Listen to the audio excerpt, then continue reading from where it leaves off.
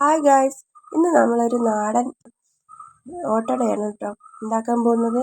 ഞാൻ നേരത്തെ തന്നെ പച്ചരി എടുത്ത് വെള്ളത്തിലിട്ട് വെച്ചിരുന്നു ഇന്നലെ. അതെടുത്തിട്ട് നമ്മൾ കഴുകിയിട്ട് ഇതാ മിക്സിൻ്റെ ജാറിലിട്ടിട്ട് അതിൻ്റെ കൂടെ പാകത്തിന് ഉപ്പും ഒരു കയ്യിൽ ചോറും കൂടി ഇട്ടിട്ട് മിക്സിയിൽ അടിക്കുകയാണ് കേട്ടോ.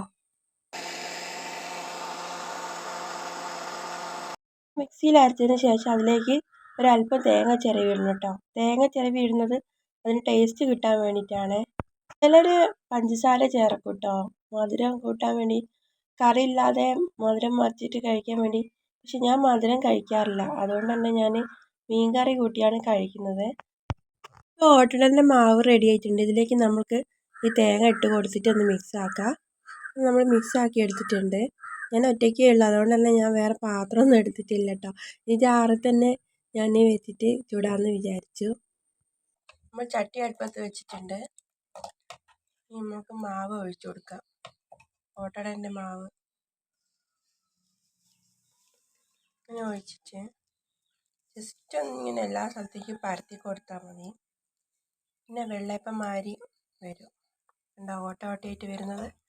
ഈ ഓട്ടയായിട്ട് വരുന്നത് കൊണ്ടാണ് ഇനി ഓട്ടട എന്ന് പറയുന്നതെന്നാണ് തോന്നുന്നത്.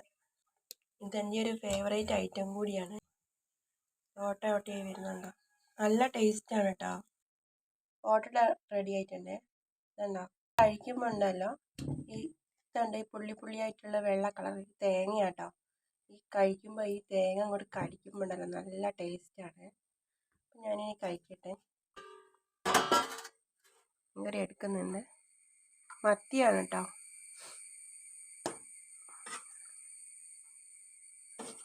നല്ല മത്തി കറി എടുത്തിട്ടുണ്ട്. ഈ മത്തിക്കറിയിൽ ഓട്ടടൻ്റെ ഒരു കഷ്ണം അങ്ങോട്ട് മുറിച്ച് ആ മത്തിക്കറിയിലിട്ട് നോക്കി ഇങ്ങോട്ട് കഴിക്കുമ്പോണ്ടല്ലോ അടിപൊളിയാണ്. എനിക്ക് ഭയങ്കര ഇഷ്ടമാട്ടോ. നിങ്ങളും കഴിച്ച് നോക്കി ഇതുപോലെ ഉണ്ടാക്കിയിട്ട്.